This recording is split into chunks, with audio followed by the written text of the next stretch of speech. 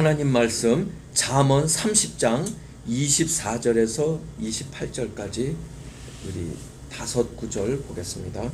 잠언 30장 24절에서 28절까지 우리 다 같이 한 목소리로 합독하겠습니다.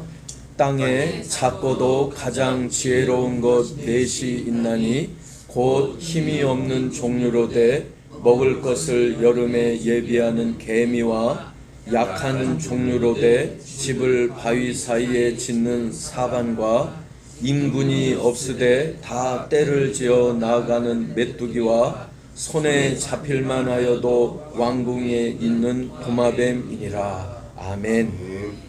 오늘 이 시간에 우리 24절 말씀 보니까 땅에 작고도 가장 지혜로운 것 넷이 있다고 말씀하고 있습니다. 그래서 오늘 이 시간에 가장 지혜로운 자가 되자라는 제목 가지고 은혜 받기 원합니다.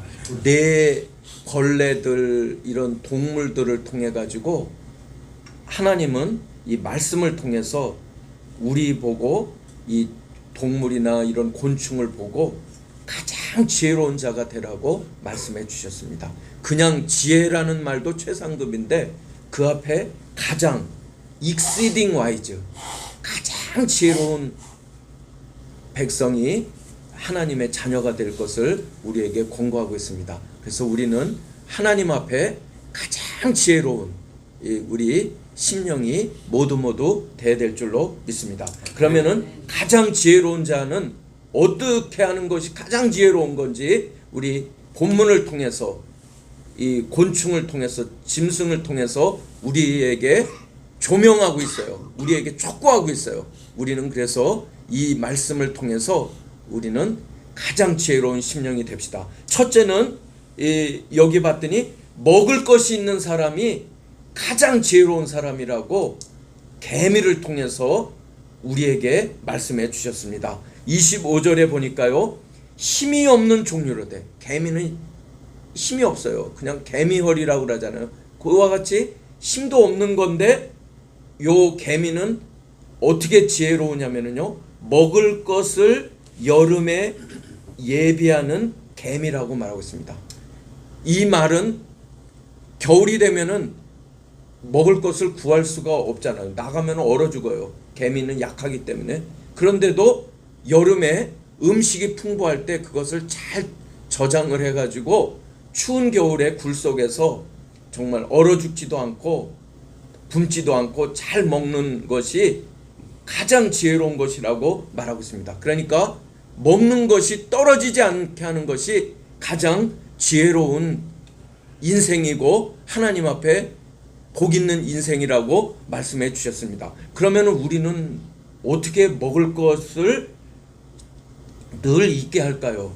이게 참 우리는 뭐 이런 음식은 아니잖아요. 우리는 음식 사시사철 다 먹을 수 있는데 주님은 이 개미를 통해서 먹을 것이 개미가 떨어지지 않게 하는 것이 가장 지혜로운 거라고 그랬는데요. 성경에 이 말씀을 한번 찾아봤어요. 이 사렙다 과부가 있었는데요.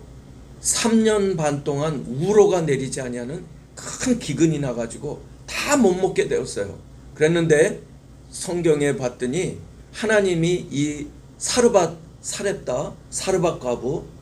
과부에게 명령을 내렸어요. 엘리야가 올 것이다. 그러면 거기에 순종하면은 너는 정말 이 복을 얻을 것이다 라고 말씀해 주셨어요. 그리고 또한 엘리야에게 얘기했어요. 그리시네가에서 까마귀를 통해서 공급받던 엘리야를 보고 사르밧 지역에 가서 이 과부를 통해서 너를 공개할 것이라고 말씀해 주셨습니다.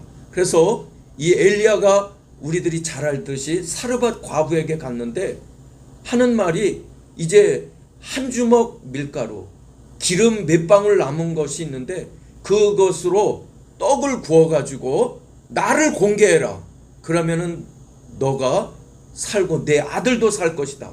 참 감당하기 어려웠습니다. 그러나 우리들이 잘 알듯이 사르밧 과부는 이 엘리야의 명령에 하나님의 지시하심이 있기 때문에 엘리야의 명령에 순종해가지고 떡을 구워서 엘리야에게 공개했어요.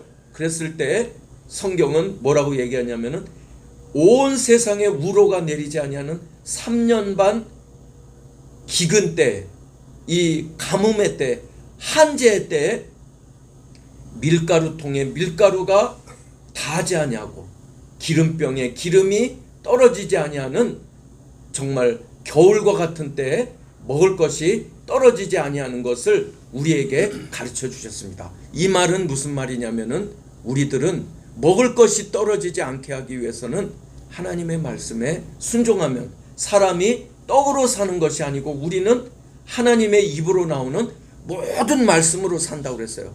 모든 말씀으로 사는 사람은 주님의 명령에 순종하면은 하나님께서 우리를 가장 지혜롭게 보시고 개미가 겨울에도 먹을 것을 예비했기 때문에 겨울에도 사는 것처럼 하나님 앞에 영광 돌리는 인생이 되는 줄로 믿습니다.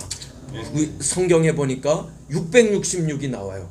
666은 뭐냐면 매매를 못해요. 그러면은 음식을 못 사면은 죽으라는 얘기잖아요. 그런데 정말 우상에게 경배하고 우상에게 절하지 아니하면은 다 죽이라고 그랬어요. 그러나 우리는 하나님의 말씀에 순종하면은 육체는 죽을 수 있을지 모르지만 우리들이 영의 양식을 먹어서 믿음이 있어서 하나님 말씀에 순종해서 우리는 영원히 살게 되는, 천국에서 살게 되는 축복이 임하는 줄로 믿습니다. 그렇기 때문에 음식이 있는 사람, 먹을 것이 떨어지지 않게 하는 사람, 하나님 말씀에 순종하는 사람, 하나님께 정말 목에 칼이 들어오고 짐승의 표가 있어도 순종할 때 우리는 영의 양식을 먹고 영원히 살아서 하나님 앞에 영원히 영광 돌리는 줄로 믿습니다. 두 번째는 바위가 있어야 된다고 말씀하고 있습니다. 26절에 보니까요, 약한 종류로 돼 집을 바위 사이에 짓는 사반이라고 그랬어요.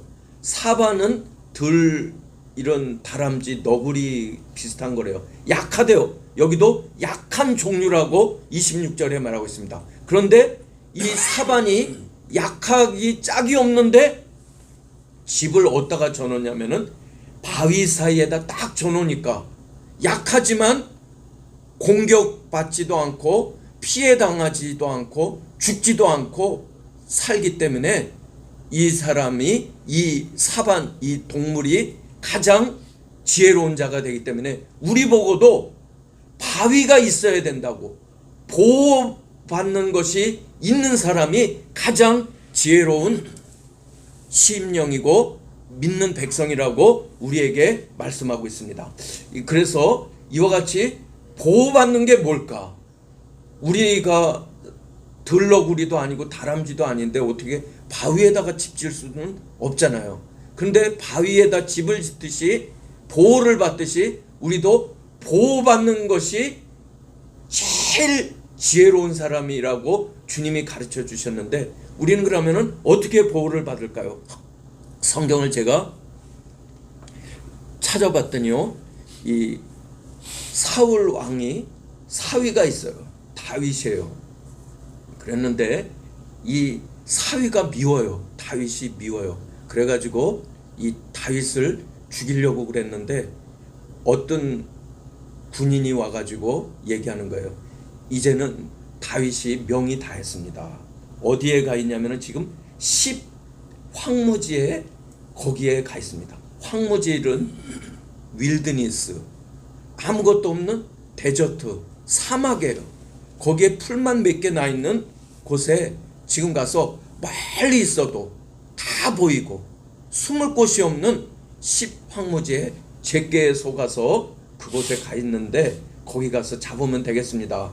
이랬을 때 사울이 이 말을 듣고 3,000명의 군사를 대동하고 10 황무지로 출정을 해가지고 다윗을 붙잡으려고 했어요. 그런데 우리들이 잘 알듯이 다윗이 붙잡힌 것이 아니라 사울 왕이 잠들게 해서 오히려 죽을 뻔하는 일로 바뀌었습니다. 아니 어떻게 이렇게 이런 일이 있을까요? 성경은 두 번에 걸쳤다는 것은 중요한 거거든요. 두 번에 걸쳐서 어떻게 10황무지에서 벗어날 수 있는지 우리에게 말씀하고 있는데요. 이 다윗이 찬양을 했어요. 사무엘서에도 나오고 시편에도 나와요. 10황무지 아무것도 없는 곳에, 개미가 기어가는 것도 다 볼 수 있는 곳에 3천의 군사를 가지고도 못 붙잡은 것은 다윗이 도망가면서 이런 찬양을 했습니다. 여호와는 나의 반석이시오, 나의 요새시오, 나를 건지시는 자시오, 나의 피할 바위시오, 방패시오, 구원의 뿌리시오, 망대시오, 피난처시오. 하나님 앞에 찬양하면서 이 황무지를 뛰어갈 때 하나님께서 3천의 군사도 막아주시고 사울왕의 그 칼도 막아주신 줄로 믿습니다. 우리는 찬양할 때 하나님이 반석이 되시고 요새가 되시고 건지시는 자가 되셔서 우리들을, 그런 찬양하는 사람을 가장 지혜로운 자라고 주님이 이루어 주시는 줄로 믿습니다. 신약에도 바울과 실라가 빌립보성에서 복음 전하다가 귀신 쫓아 죽더니 감옥에 갇혔어요. 옷을 벗기고 때리고 착고에 채웠다고 그랬어요.